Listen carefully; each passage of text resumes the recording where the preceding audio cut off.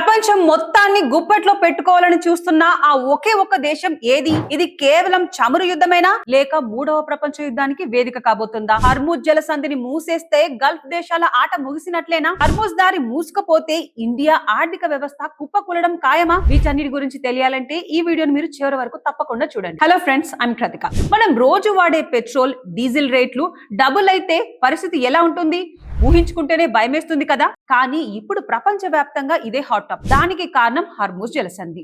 అసలు హర్ముజ్ జలసంధి మ్యాప్ లో చూస్తే ఇది చాలా చిన్నదిగా కనిపిస్తుంది, కానీ ప్రపంచానికి కావలసిన చమురులో దాదాపు 20 నుంచి 30% ఇక్కడి నుండే వెళ్ళాలి. అంటే గల్ఫ్ దేశాల నుంచి వచ్చే ప్రతి భారీ ఆయిల్ ట్యాంకర్ ఈ చిన్న దారి గుండెనే ప్రయాణించాలి. అయితే ప్రస్తుతం ఇక్కడ ఉద్రిక్తలు పీక్స్ లో ఉన్నాయి. ఒకవేళ పొరపాటున ఈ దారి క్లోజ్ అయితే అంతే, గ్లోబల్ మార్కెట్ లో చమురు ధరలు చుక్కలు చూస్తాయి. కేవలం ఇండియాలోనే కాదు, అమెరికా నుంచి జపాన్ వరకు ప్రతి దేశం ఆర్థిక వ్యవస్థ కుప్పకూలే ప్రమాదం ఉంది. అందుకే ఇప్పుడు ప్రపంచ దేశాల కళ్ళన్నీ ఆ చిన్న సముద్ర మార్గం పైన ఉన్నాయి.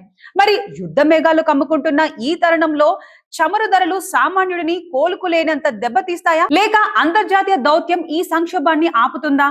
మీరేమనుకుంటున్నారు? మీ అభిప్రాయాన్ని కింద కామెంట్ చేసి చెప్పండి. ఇలాంటి ఇంట్రెస్టింగ్ అప్డేట్స్ కోసం ఇప్పుడే మా ఛానల్ ని ఫాలో అవ్వండి.